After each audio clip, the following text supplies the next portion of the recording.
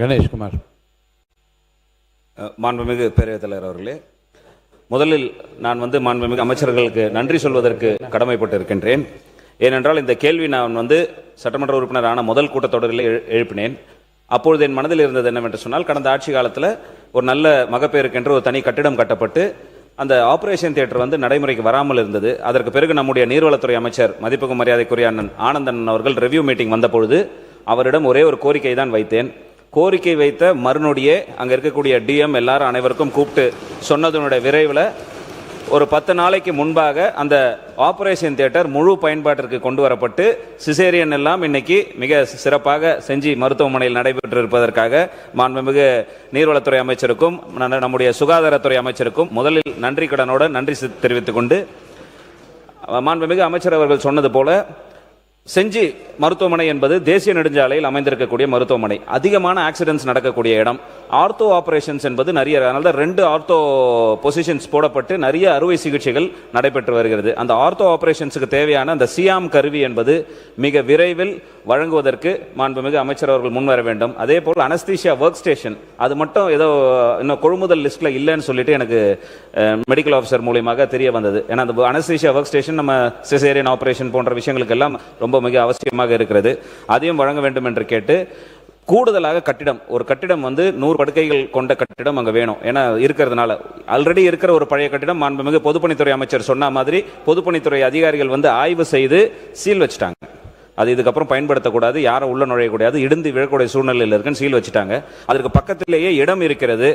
அடுக்குமாடி ஒரு 100 படுக்கைகள் கொண்ட 2 அடுக்கு கொண்ட ஒரு கட்டிடத்தை வழங்கி அதில் சிடி ஸ்கேன் வசதியை ஏற்படுத்தி தருவதற்கு மாண்புமிகு அமைச்சர் அவர்கள் முன்வர வேண்டும் என்று வருவாரா என்பதை அறிய விரும்புகிறேன்.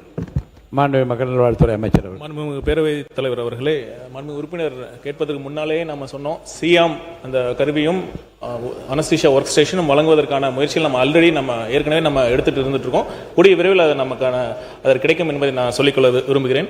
அப்புறம் கூடுதல் கட்டடம் கேட்டாங்க. ஏற்கனவே செஞ்சு அந்த வட்ட மருத்துவமனையில் 106 படுக்கை வசதி இருக்கு. அதோடைய பெட் ஆக்குபன்சி ரேஷியோ பார்த்தீங்கன்னா 82 விழுக்காடு தான் இருக்கு.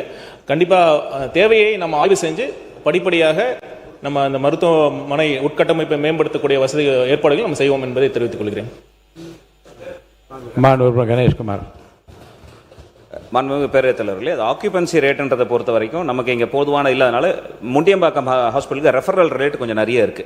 நம்ம கிட்ட இங்கே பொசிஷன்ஸ் இருக்கு. எனவே கூடுதல் கட்டிடம் என்பது ரொம்ப அவசியம். ஏன்னா 2011 நான் சட்டமன்ற உறுப்பினராக இருக்கும்போது கட்டப்பட்டது தான் கடைசி பில்டிங். அதுக்கப்புறம் மகப்பேருக்கு என்று கட்டினாங்களே தவிர ஜெனரல் ஹாஸ்பிட்டலுக்கு கூடுதல் கட்டிடம் நம்ம கட்டலை. நான் என் சட்டமன்ற உறுப்பினர் மேம்பாட்டு நிதியில் கட்டப்பட்ட நிதி தான் ஜெனரல் ஹாஸ்பிட்டலுக்கு இருக்கக்கூடிய கடைசி இது. மேலும் கூடுதலாக அந்த மருந்து ஆளுநர்கள் போஸ்டிங் என்பது 2 போஸ்டிங்கில் ஒன்று டெபுடேஷன்லேயே இருக்கிறதுனால அங்கே வரமாட்டாங்க. அதில் ஒரு போஸ்டிங் இருக்கிறது அவரால் உண்மையிலேயே அவரால் பணி செய்ய முடியவில்லை. அதை நிரந்தர பணியாக 2 போஸ்டிங்கும் செய்து தர வேண்டும் என்பதை கேட்டுக்கொண்டு 100 சப்சென்டர்ஸ் இந்த ஆண்டில் வழங்கப்படும் என்று அறிவிப்பில் கொடுத்தீங்க. என் தொகுதியில் கிட்டத்தட்ட எந்த இடத்துலையுமே சப்சென்டர்ஸ்க்கு பில்டிங் இல்லை. ஏன்னா கடந்த ஆட்சி காலத்தில் இடிச்சிட்டாங்க. எல்லாம் அங்கங்கே வாடகை இடத்துலையும் பஞ்சாயத்து இடத்துலையும் வச்சு பார்த்துக்கிட்டு இருக்கிறாங்க. அந்த சப்சென்டர்ஸுக்கு கூடுதலாக பில்டிங் கட்டி தருவதற்கு அமைச்சர் அவர்கள் முன்வர வேண்டும் என்று கேட்டு அமர்கிறேன். மக்கள் நல்வாழ்வுத்துறை அமைச்சர் அவர்கள். மாண்புமிகு பேரவைத் தலைவர் அவர்களே, மாண்புமிகு உறுப்பினர் குறிப்பிட்டதை அங்கே ஏற்கனவே 106 படுக்கை வசதிகள் கொண்ட மருத்துவமனை இருக்கு. பெட் ஆக்குபன்சி பார்த்தீங்கன்னா 82, நான் ஏற்கனவே சொன்ன மாதிரி இல்லை ஆனால் 82 விழுக்காடு தான் இப்போடைய பயன்பாட்டில் இருக்கு. நம்ம தேவையை கண்டிப்பாக கருத்தில் கொண்டு அது ஆய்வு மேற்கொள்ளப்பட்டு தேவை ஏற்பட்டால் கண்டிப்பாக படிப்படியாக உயர்த்தப்படும் என்பதை நான் சொல்லிக்கொள்ள விரும்புகிறேன். மருந்தாளர்கள் பற்றி கேட்டீங்க.